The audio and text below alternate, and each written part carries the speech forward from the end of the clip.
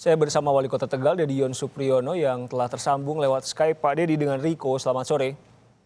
Selamat sore Mas Riko, salam sehat buat kita semua. Salam sehat untuk kita semua. Pak Dedi, supaya saya nggak salah, supaya jelas, jadi di Tegal ini namanya apa sekarang? Karena sempat lockdown, isolasi wilayah, kemarin jadi isolasi terbatas. Apa jadi yang nomenklaturnya supaya benar? Iya, baik. Ketika pemerintah pusat sekarang sudah mengeluarkan atau memutuskan PSBB ya, pembatasan sosial berskala besar, intinya Kota Tegal ini tentunya sesuai aturan pemerintah pusat. Kita akan mengikuti. Yang terpenting adalah bahwa Kota Tegal ini bisa mengisolasi daerahnya ya untuk proteksi untuk warganya apabila ada orang luar yang ingin masuk di Kota Tegal. Artinya kan koreksi saya kalau salah, nggak boleh ada orang luar masuk ke Tegal. Jadi bisa tolong dideskripsikan lagi sebetulnya pembatasan sosial berskala besar yang dicerna oleh Tegal seperti apa? Maksudnya begini, bahwa ini kan waktunya banyak orang yang mudik ke Kota Tegal ini pada pulang karena banyak yang merantau di Jakarta. Ini dengan kita membuka satu akses masuk, ini tentunya kita lebih mudah ya untuk proteksi, kita bisa untuk memeriksa terlebih dahulu kesehatannya, suhu badannya dan juga kesehatannya kita periksa semua. Karena kalau banyak pintu kita akan mengalami kesulitan ya. Oke, ini kan sudah dilakukan sebetulnya selama beberapa hari, entah apapun itu namanya. Evaluasinya seperti apa Pak Dedi? Kita evaluasinya kemarin kita tidak serentak semuanya itu langsung 49 ya. Ini kita di tanggal 30, ini kan tentunya agar masyarakat tahu ketika ada masyarakat yang luar daerah yang tentunya masih di dalam, ini kan ada akses.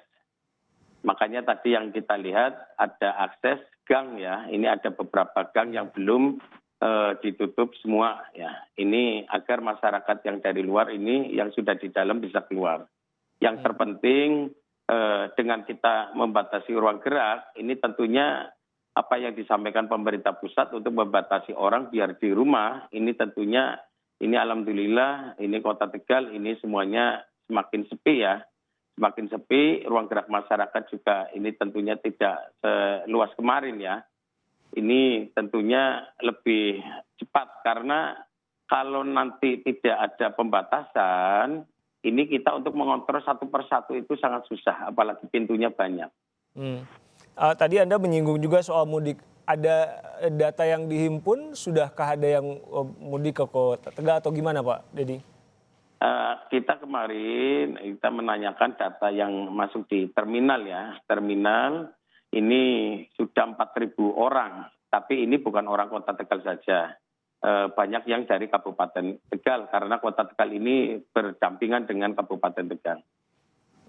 Pak Dedi, untuk pembatasan sosial berskala besar ini, aturan detailnya memang sudah ada ya dari pemerintah pusat atau gimana? Jadi apakah daerah bisa menerapkan ini sesuai dengan apa yang keadaan di daerahnya atau harus punya rekomendasi dulu dari misalkan pemerintah pusat karena kejadiannya berbeda-beda setiap daerah? Kita sambil berjalan, kita pemerintah kota, kita kirim surat kepada Kemenkes ya, terus ke provinsi dalam ini Pak Gubernur, tentunya bahwa permohonan kami, apa yang disepakati oleh pemerintah pusat dalam hal ini adalah Bapak Presiden, ini tentunya langkah yang tepat ya, karena tidak bisa berlarut-larut, tidak bisa terlalu lama.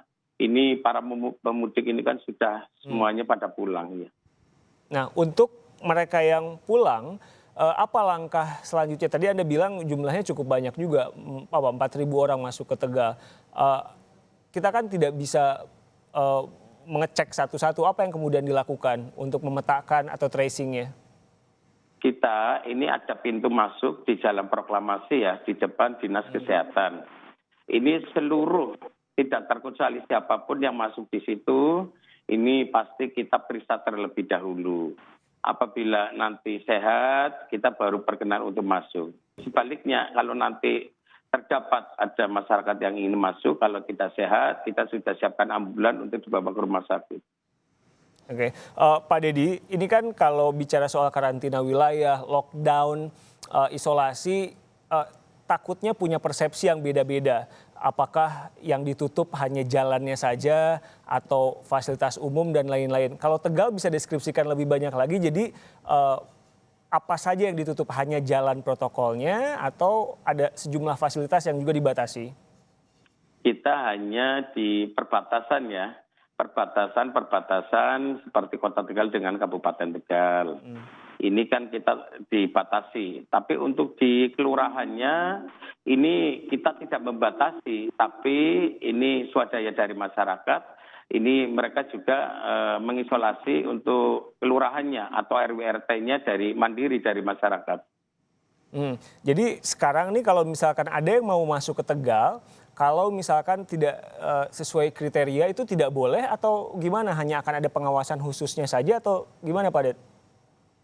Ini dengan adanya satu pintu, ini kan tentunya untuk proteksi ya, untuk tracking apabila nanti ada masyarakat yang yang kita tidak harapkan nanti kalau sampai terkena virus corona, ini kan tentunya kita melacaknya lebih mudah. Di situ dilengkapi ada CCTV ya, CCTV perekaman dan juga data dari masyarakat yang masuk ke Kota Tegal. Oke, Pak Deddy terakhir update soal jumlah kasus di Tegal.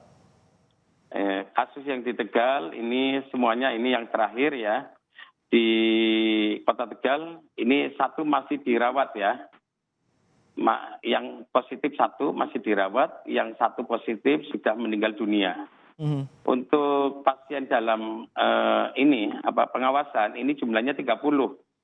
Ini yang 9 masih dirawat, 21 sudah pulang. Untuk ODP-nya ini bertambah, ini karena banyak yang pulang mudik, ini jumlah keseluruhannya ada 118.